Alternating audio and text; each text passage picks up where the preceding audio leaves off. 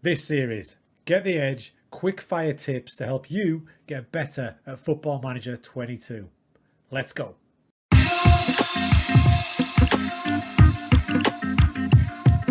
How's it going, everyone? Hope you're well. Hope you had more sleep than I did, because I was up all night playing this bad boy. How's it gone for you? Let me know down below. So today, the first Get the Edge, what we're going to look at today is opposition instructions.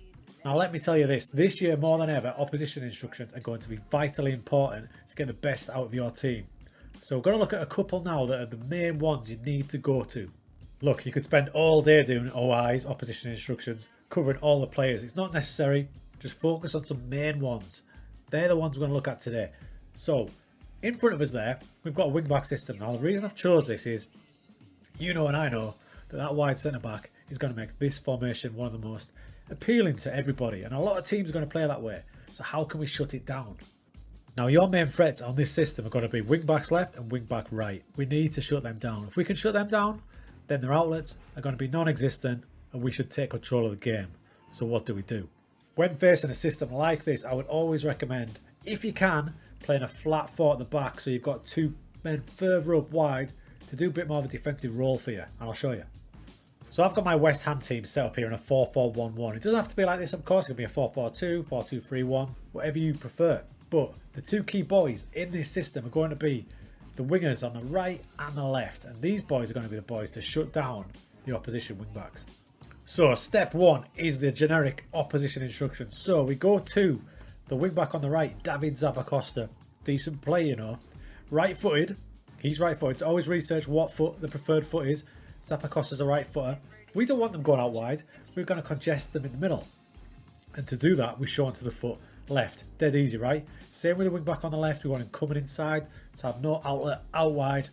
There we go. Force him on the right. That's stage one. So by forcing them inside, it's coming to our strengths. I'm confident in Rice, Souček, Dupe and Zuma to deal with what they can throw at us. So they're going to have to come in, and that's when we'll swamp them. Because if you notice, we're also forcing the opposition outside. So we go to that team instruction there. We're forcing them outside. When you force them inside, your players go a bit wider like that. When we force them outside, they sit a bit narrower. So we're bringing them into our strength. And this is where OIs come in handy, because we're kind of beating the system to a degree. Because if you look at the defensive width and forcing them outside, the game actually says the players must be prepared to concede space in the wide areas. And we are, because we're shutting down their only wide outlet. So they can have the space out there, because when it goes to the wing backs, they're going to have nowhere to go but in. When they come inside, I'm confident Rice and Souček are going to win that ball back and get us flowing. And it's largely thanks to Yarmolenko here and Bowen. They're going to be the ones putting pressure on the wing backs. Now the next thing we do with those two same players, we target the press. So both Zappacosta and Miley trigger press, and we're going to put always, meaning when they get the ball, we're on them. Now the last little thing we're going to do for this next match only, we're going to take our wingers.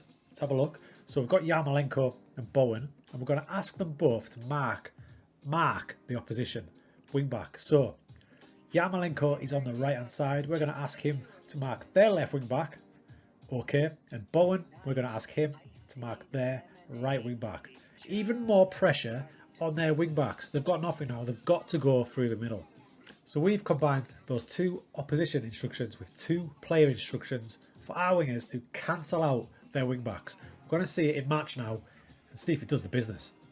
As we wait to get to this match, folks, there's loads of content coming on the channel just like this. So if you like what you see, please drop a sub to the channel. Also, upgrades are coming. I've just bought myself this nice little Sony camera. So hopefully by the time we do the next video, you'll see a damn big improvement. Alrighty then, here we go. We're going into the game against Atalanta, and it's going to be a key focus on the two wingers cancelling out them wing backs. That's what we're going to look for. Right dudes, we're in match now, and I want you to pay particular attention to, so we've got Yarmolenko highlighted there. Merley's the guy who's going to be marking, who's taking the throw in. Now in the middle, you can see over here, Zappacosta and Bowen is tight as you like to him. So them two are tight as you like. Yarmolenko and Miley. So we'll play this on. All them instructions, the OIs and the PIs are set to them. So there, Zappacosta, Bowen, tight. Piccoli and Yarmolenko, but remember, his man's just took the throw ball. Watch what he does when he comes back into play. There we go. And Yarmolenko is on his way to him now. Still Bowen and Zappacosta tight as you like. As the ball goes on, there, Yarmolenko makes his way towards Melee there. So we've got Melee, Yarmolenko, Bowen, and Zappacosta. They're the boys we're watching. As we play on, Zappacosta gets the ball. Who's on him? You got it. Jared Bowen up on him. Can't go anywhere. Has to come inside. Down here, Yarmolenko has got Melee locked. Where's the ball going? They've had to go all the way back to the centre back. Highlight over. Centre backs can't find a way out because Bowen has got Zappacosta and Yarmolenko has got Melee. Now this also opens up a couple of options for you. Your fullbacks can then become your prime attacking outlet because they're marking no one. Or they can tuck in and mark the central strikers with your centre backs. Potentially you can make them inverted wing backs. You've got all sorts of options if you sacrifice perhaps your wingers to do that job. But against a bigger team like Atalanta, I think it's a good option.